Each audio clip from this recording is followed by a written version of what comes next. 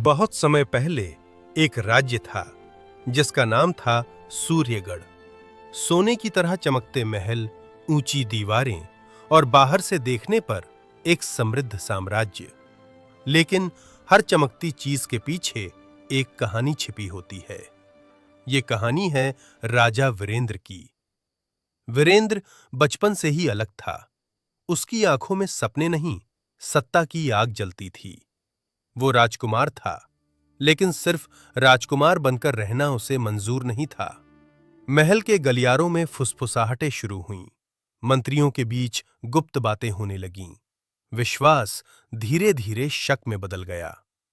वीरेंद्र ने चालें चलीं, दोस्तों को अपने पक्ष में किया, और जो उसके रास्ते में आए वे धीरे धीरे सत्ता से दूर कर दिए गए।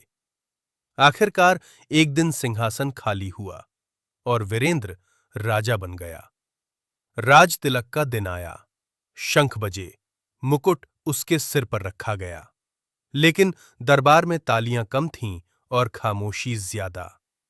लोग देख रहे थे, पर उनके चेहरों पर उत्साह नहीं था। सिर्फ एक सवाल था, क्या ये राजा उनका होगा? राजा बनते ही वीरेंद्र ने अपने सपनों का महल बनवाने का आदेश दिया। ऊंचे किले, भव्य दरवाजे, सोने से सजे सिंहासन। लेकिन इन सपनों की कीमत जनता चुका रही थी।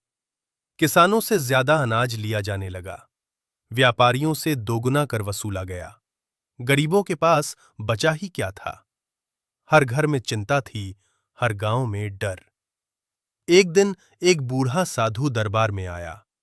उसकी आंखों में शांति थी और आवाज में सत्य। उसने कहा, राजन, डर से आप राज कर सकते हैं, लेकिन दिलों पर नहीं।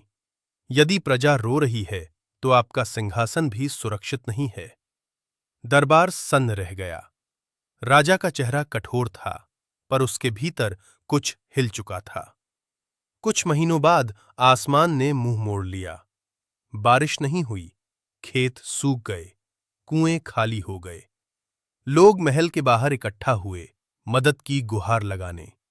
और पहली बार राजा वीरेंद्र ने अपने राज्य को पास से देखा।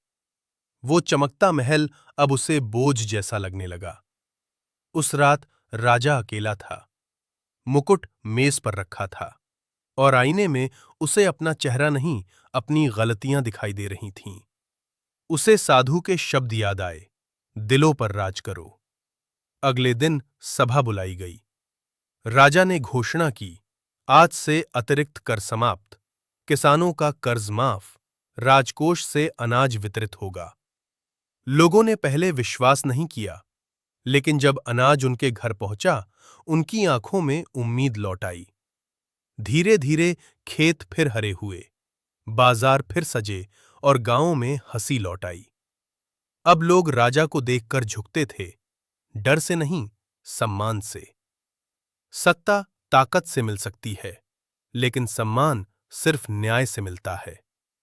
एक सच्चा राजा वही है जो अपनी गलती स्वीकार करे और बदलने का साहस रखे।